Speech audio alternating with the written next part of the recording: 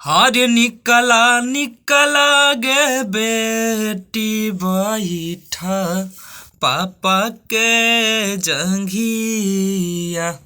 हर निकला निकला गे बेटी बैठू पापा के जंघिया।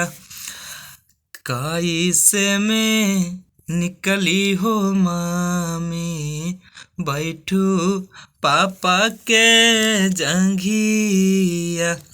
निकला निकला गे बेटी बैठू पापा के जंघिया। कैसे में बैठू ए मामी पापा के हो जंघिया।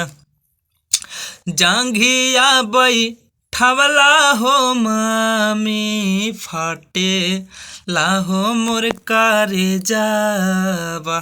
जंघिया बैठवला हो मामी फाटे लाहो मोर कारे जाबा। आजू से छोड़वला हो मामी पापा के हो आंगनावा। आजू से छोड़वला हो मामी पापा के हो आंगनावा। निकला निकला गे बेटी बैठा पापा जी के जंघिया। अरे पापा जी के जंघिया। आजू से छोड़वला हो मामी पापा जी के आंगनावा। अरे आजू से छोड़वला हो मामी पापा जी के आंगनावा।